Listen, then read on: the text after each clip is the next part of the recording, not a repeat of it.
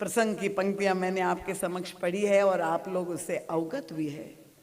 प्रभु से निवेदन कर रहे, चरणों में प्रार्थना करने लगे हनुमान जी, नाथ क्या शैल पर कपिपति रहे, सो सुग्रीव दास तवाही, तेहि सन नाथ मैत्री कीजे, और दीन जानी तेहि अभय करीजे।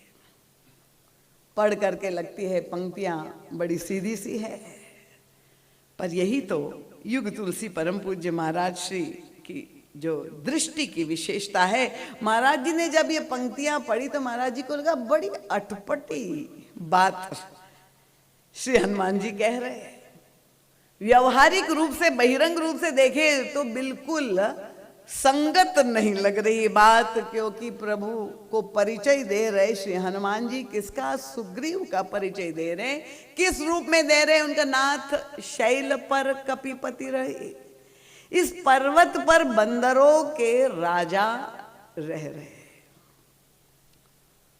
काहे के राजा? वास्तविकता क्या थी? जिसका राज्य भी छिन गया था, जिसका वैभव भी छिन गया था, पत्नी का भी अपहरण हो गया था, भागा फिर रहा था। हनुमान जी उसकी व्याख्या करते हुए, प्रभु बंदरों के राजा इस पर्वत पर निवास कर, और सो सुग्रीव दास तवई, प्रभु वो आपका दास है। कैसा दास? श्री हनुमान जी ना होते तो ये सुग्रीव ने क्या किया होता, क्योंकि दूर से ही भगवान श्री राम और लक्ष्मण जी का दर्शन जहां सुग्रीव ने किया, दूर से देखा और उसका जो स्वभाव था वही सामने आया। इतना बड़ा डरपोक, भयभीत हो गया। एक ही भय सता रहा है, बाली का भय, और ये बाली के भेजे हुए दूत है मुझे मारने के लिए आए हुए, और तब इतना घबरा गया कि यहां से भाग खड़ा हो जाए। ईश्वर को देख करके भी जिसको डर लगा, उसके लिए श्री हनुमान जी कह रहे, प्रभु वो आपका दास है। दास होता तो दौड़ के दर्शन करने के लिए न चला जाता, चरण पकड़ लेता।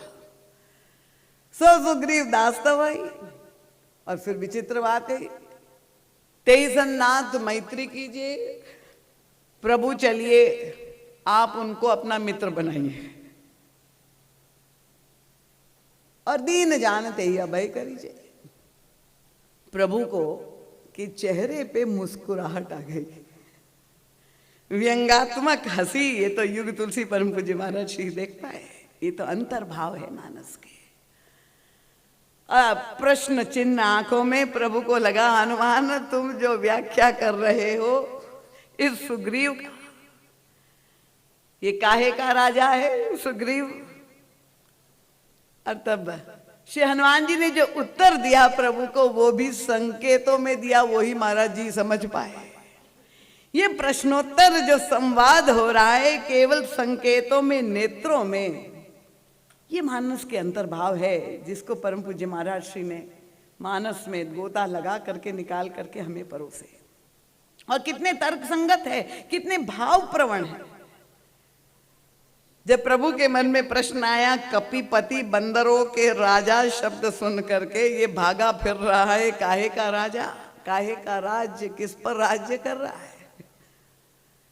तो हनुमान जी महाराज ने प्रभु से संकेत में कहा, प्रभु और कोई होता और परिचय पूछा होता तो मैं ऐसा परिचय न देता, पर आपने जब पूछा है उसका परिचय, तो आपकी जैसी व्याख्या है उसी के अनुसार मैं भी आपकी भाषा में ही व्याख्या कर रहा हूं।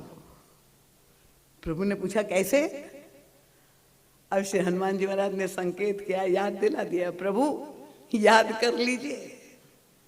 कहा? प्रभु को महारानी कौशल्याम्बा के महल का संवाद हनुमान जी ने याद दिला दिया।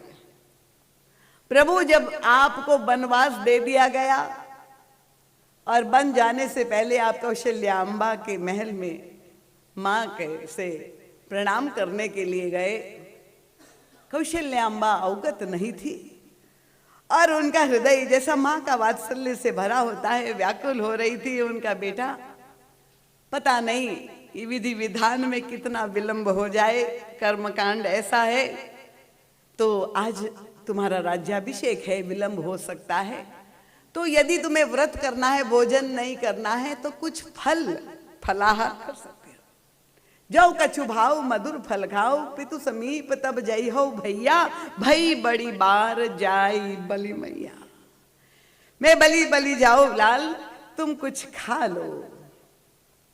अब मां नहीं जानती थी कि प्रभु महल छोड़ के, अयोध्या छोड़ के जा रहे हैं। इतने भाव में डूबी हुई, जहां हृदय में उत्कंठा भरी हुई है, हर्ष की पराकाष्ठा है, मां के सामने समाचार कैसे रखा जाए। देखिए, ये सूचना प्रभु ने जो दी, रामचरितमानस की कथा और कहानी और चौपाइयां आपको सबको रटी हुई है। ये बताने की आवश्यकता नहीं, क्योंकि यहां तो कथावाचक कितने बैठे हुए हैं। पर इस कथा का उद्देश्य क्या है कि ये सारा जो हम केवल बोल रहे हैं नहीं, हमें अपने जीवन में उसे उतारना है, चरितार्थ करना। ये कथा हमारे जीवन का स्वरूप बन जाए, तब तो मानस पाठ और मानस कथा की सार्थकता है। यह आयोजन इसलिए किया गया है, प्रभु से हम सीखे बोलने की कला। मैं यही कहती हूं, आप लोग आर्ट ऑफ लिविंग के क्लासेस में जाते हैं ना? कुछ लोग यहां होंगे जो जाते होंगे। जीवन जीने की कला, मैं कहती हूँ जीवन जीने की कला, तो अब आर्ट ऑफ लिविंग के क्लासेस हुए। पर पौराणिक काल से हमारे सनातन धर्म, हमारे भारतवर्ष में, हमारे राष्ट्र में, हमारी जो संस्कृति है, क्या पहले भी ऐसे आर्ट ऑफ लिविंग के क्लासेस होते थे क्या? उस समय आर्ट ऑफ लिविंग कोई नहीं सिखाता था। उस समय तो रामचरितमानस का गायन ही सिखाया जाता था, क्योंकि मानस में केवल आर्ट ऑफ लिविंग नहीं, आर्ट ऑफ लीविंग,